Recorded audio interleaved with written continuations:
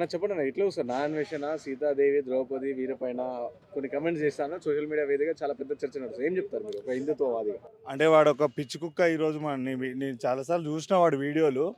వాడు మైండ్ దొబ్బేసి ఏదో వాడు సొంత లాభాల కోసం యూట్యూబర్గా వాడు అక్కడక్కడ నాన్ వేసిన అని చైనా వంటి దేశాలలో తిరుక్కుంటూ చిన్న చిన్న సబ్జెక్టుల మీద వీడియో తీసుకునేటోడు. వాడు అర్థం పర్థం లేకుండా మాట్లాడే ఒక వీధి కుక్క.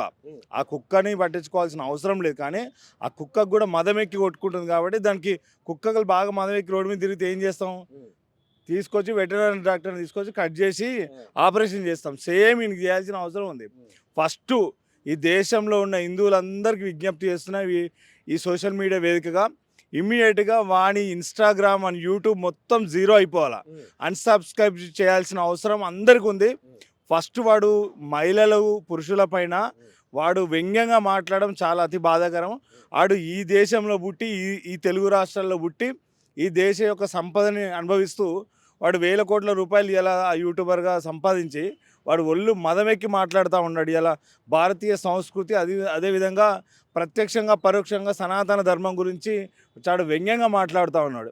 కాబట్టి వాడిని కర్ర కాల్చి వాత పెట్టాల్సిన అవసరం. ముఖ్యంగా ఆడ మహిళా మనులు కూడా వాడు మాట్లాడే పదజాలం చూస్తామంటే అమ్మా నాన్నలు కూడా వాడిని ఎట్లా ఎట్లా ఎట్లా కన్నారో బాధపడే సంఘటనలు కనబడుతూ ఉన్నాయి. కాబట్టి ఖచ్చితంగా ఈ దేశంలో ఉన్న యువత ఇట్లాంటి వీధి కుక్కల్ని ఎక్కడ దొరికితే అక్కడ అవసరమైతే అని బహిర్గతంగా దాడి చేయాల్సిన అవసరం ఉంది.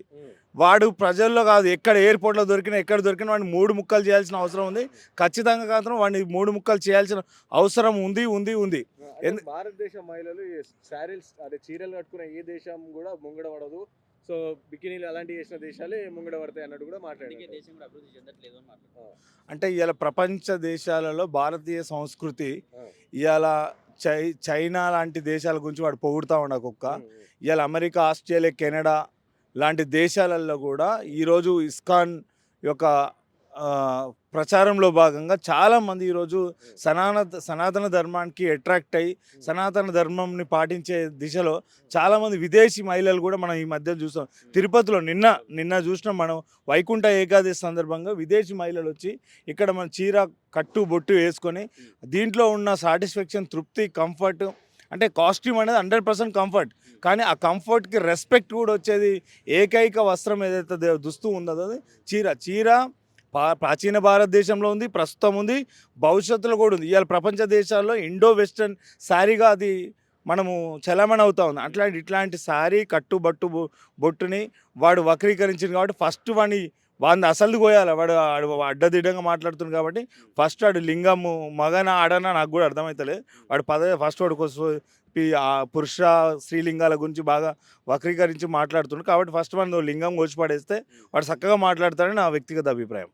అంటే తను శివాజీ కూడా కొన్ని కామెంట్ చేసిన లేడీస్ పైన ఇటువంటి బట్టలు వేసుకోకండి అని చెప్పేసి కొన్ని అనని మాటలు కూడా అన్న పరిస్థితి. అతన్ని కూడా సపోర్ట్ చేస్తూ కొందరు ఈ పేడ్ బ్యాచ్ ఉంటే వీళ్ళంతా కావాలనే కొడతారు, హిందుత్వ పిచ్చితో చాలా మంది మాట్లాడతారు, అవన్నీ పట్టించుకోకండి, ఈ దేశంలో అన్ని మతాలు ఒకటే అన్నట్టు కూడా ఈ రకమైన వ్యాఖ్యలు కూడా చేశారు. అంటే ఈ దేశంలో అన్ని మతాలు సమానం కాదు, ఎప్పటికి కావు కూడా. ఎందుకంటే భారతదేశంలో 80% ఉన్న హిందువులు హైందవ సామ్రాజ్యంలో ఛత్రపతి శివాజీ మహారాజ్ ఆ రోజే తన జీవితాన్ని సంభాజీ మహారాజు లాంటి వాళ్ళు త్యాగాలు చేసిన గడ్డ ఇది. ఈ గడ్డ మీద ఈ సంస్కృతి కోసం, ఈ ధర్మం కోసం, ఈ సిద్ధాంతం కోసం, ఈ మనుగడ కోసం ఎంతోమంది వీరులు ఇక్కడ త్యాగం చేసిన గడ్డ. ఈ గడ్డ మీద చాలా సంస్కృతిని కాపాడుకోవాల్సిన అవసరం అందరికీ ఉంది, కాపాడుకుంటున్నాం. ఈ మధ్యకాలంలో చాలామంది ఏమనుకుంటారు, వెస్ట్రన్ కల్చర్ వచ్చినాక ట్రెడిషనల్ కల్చర్ పోతుంది అనుకుంటారు, కానీ కాదు. ఈ మధ్యలో చాలామంది చదువుకున్న వాళ్ళు కూడా అగైన్ మళ్ళీ కార్తీక మాసం, శ్రావణ మాసం అట్లాంటి అన్ని మాసాలు పాటిస్తూ ఉన్నారు.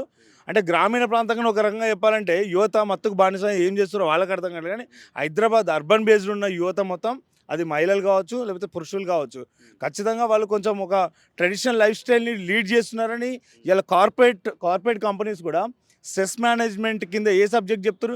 భగవద్గీత చెప్తారు. యస్మిన్ యదా వస్తే తవ్యేవో మనిష తస్మిన్ తదావర్తి తవ్యం సధర్మ అనే సిద్ధాంతాన్ని ఈరోజు కార్పొరేట్ కల్చర్లో నేర్పిస్తున్నారు.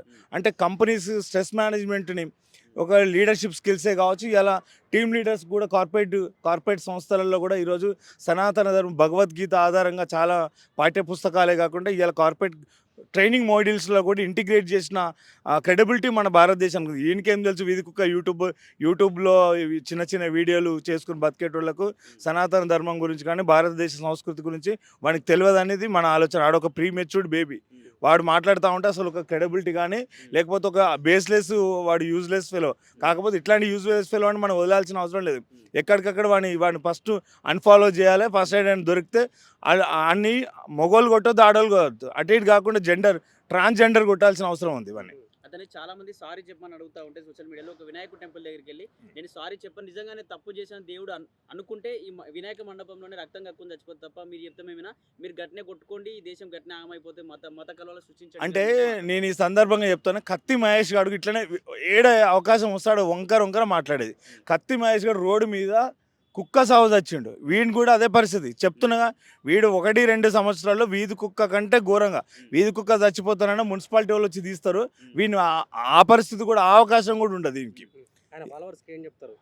ఆయన ఫాలోవర్స్ కాదు, అసలు ఆయన ఫాలో అయ్యేటువంటి మెదడు లేదు అసలు. ఆయన వీడియోస్ నేను జనరల్గా రీసెంట్గా చూసిన, అసలు ఒక్కటి కూడా యూజ్లెస్ సబ్జెక్టు, ఒకటి కూడా ఒక ఫన్నీ కాదు, లేకపోతే ఎంటర్టైన్మెంట్ కాదు, ఒక సబ్జెక్ట్ ఓరియంటెడ్ కాదు, ఒక ఇన్ఫర్మేషన్ ఓరియంటెడ్ సబ్జెక్ట్ లేదు. ఏదో జస్ట్ ర్యాండమ్గా తీసిన వీడియోస్లో వాడి ఫాలోయింగ్ పెరిగింది. దయచేసి ఎవరైతే తెలిసినా తెలియకుండా ఫాలో అయిన వాళ్ళు కూడా ఇమ్మీడియట్గా అన్సబ్స్క్రైబ్ చేస్తూ అన్న అవసరమైతే రిపోర్ట్ కొట్టాల్సిన అవసరం ఉంది. ఆయన అకౌంట్ ఎగిరిపోవాలి. ఫస్ట్ ఎగిరిపోతే ఆయన నెత్తికెక్కిన కండ్లు ఫస్ట్ నేల మీదకి వస్తే వాడు ఏమైనా దొరికితే బహిర్గతం దాడి ఖచ్చితంగా హిందువులు చేస్తారు.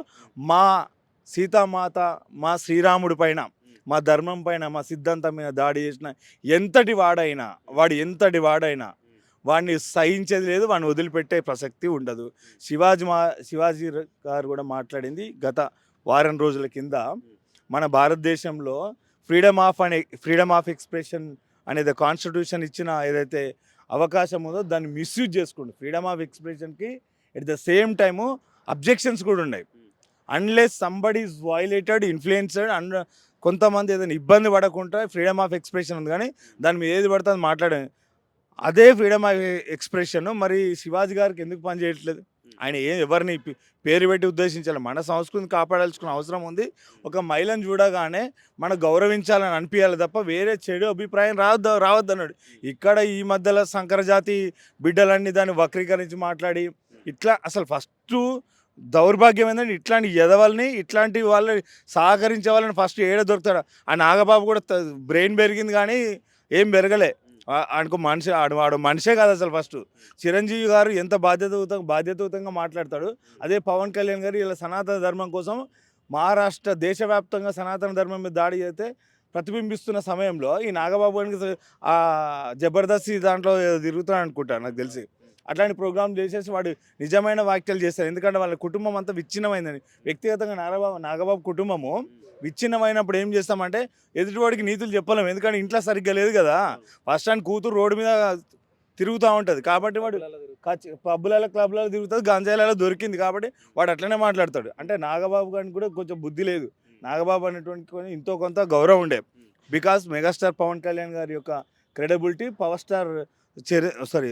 పవన్ కళ్యాణ్ గారు, చిరంజీవి గారి యొక్క క్రెడిబిలిటీ నాగబాబు మీద ఉంటుంది. కానీ అదే పవన్ కళ్యాణ్ కుటుంబము, ఈరోజు చిరంజీవి గారి కుటుంబము, వాళ్ళ కుటుంబ సభ్యులకు చాలా బాధ్యతాయుతంగా ఉన్నారు. వీని కుటుంబం రోడ్డు మీద పడి తిరుగుతుంది కాబట్టి ఆయన బాధ్యత లేదు, వాడు బాధ్యత రహితంగా మాట్లాడుతున్నాడని నా వ్యక్తిగత ఆరోపణ.